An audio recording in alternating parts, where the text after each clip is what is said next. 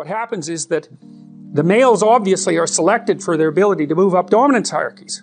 Obviously, because the ones that are at the top of the dominance hierarchy reproduce preferentially. And so that means the male dominance hierarchy becomes a method of selection. But then allied with that is the female proclivity for choice on whatever dimension the dominance hierarchy happens to be arranged. And so then female sexual selection also becomes a radical, non-random selector of what genetic material is going to move into the next generation.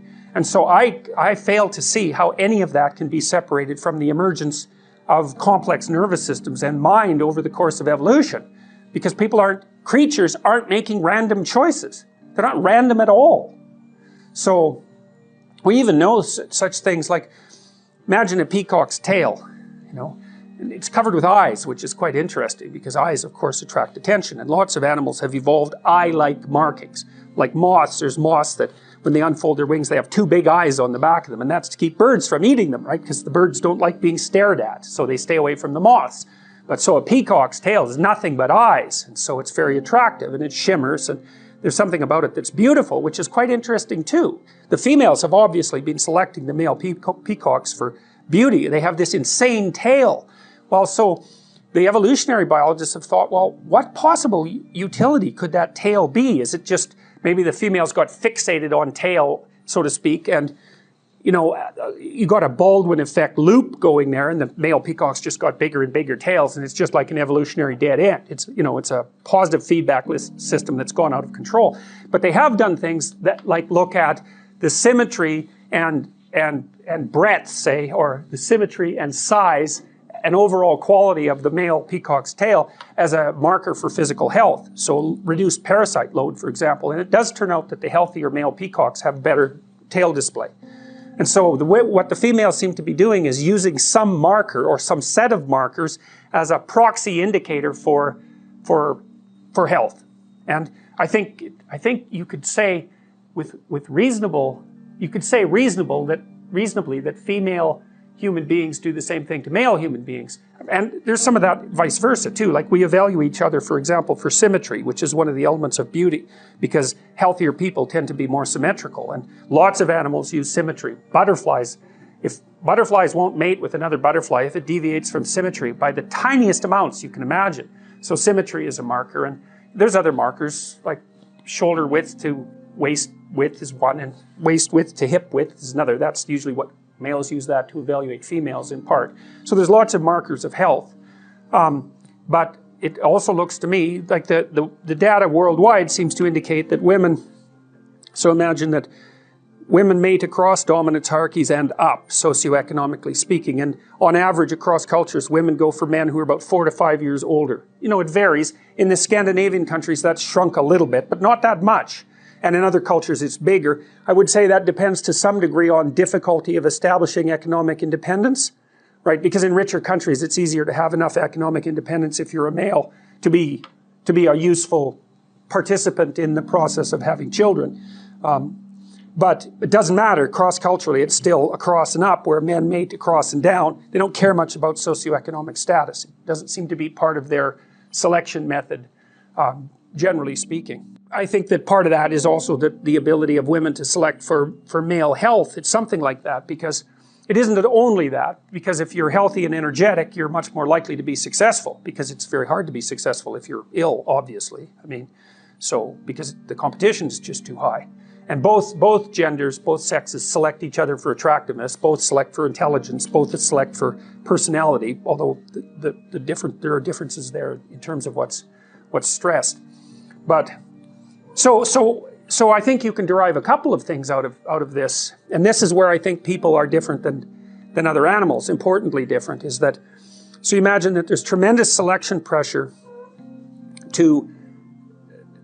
towards the production, let's say, of men who are good at climbing male dominance hierarchies, or climbing the male dominance hierarchy. But the thing that's so interesting about people is that we've multiplied our dominance hierarchies. You know, if you take an animal that's got a rather static behavioral pattern, then there's there's a single hierarchy. Elephant seals are a good example of that. So elephant seals, the males are absolutely massive. They're way, way bigger than the females. And they basically have harems, roughly speaking.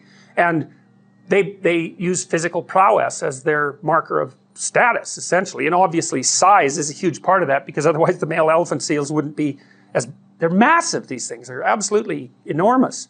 And so it's just power / health, you know, maybe aggression, something like that. It's whatever makes them more suitable for the kind of physical combat that elephant seals engage in.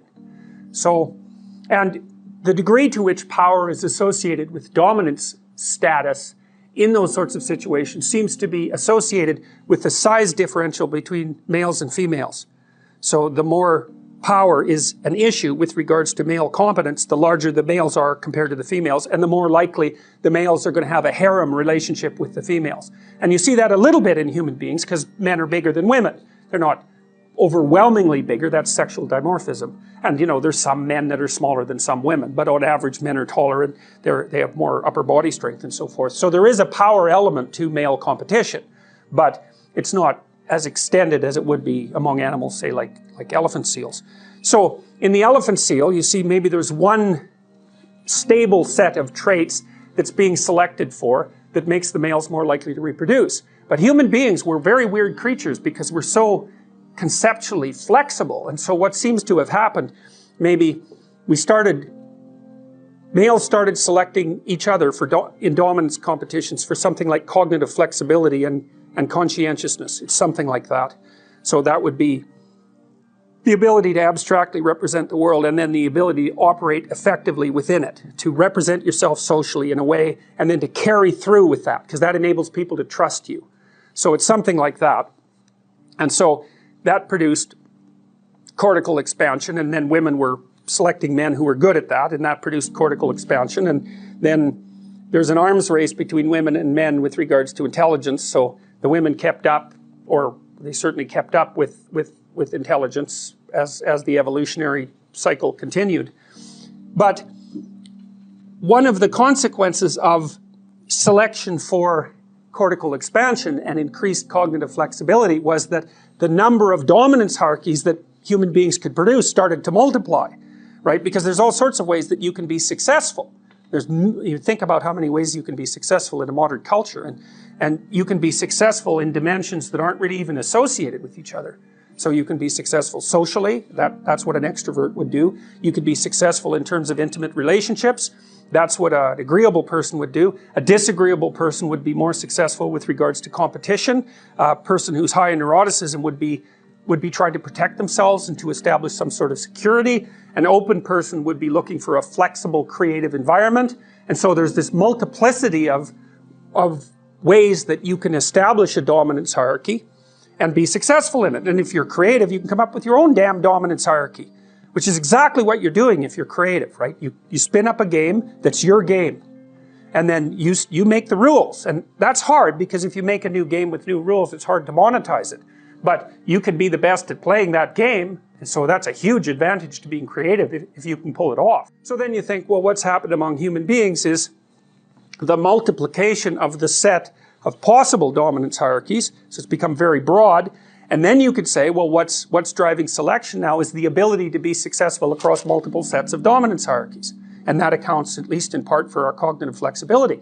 And so that's really what a human being is. A human being is a creature that has high potential for succeeding across a very wide range of potential human dominance hierarchies. And so that gives us our transformative psyche. That's the niche that we've both produced and occupy. And I think it's out of that hero mythology emerges, fundamentally.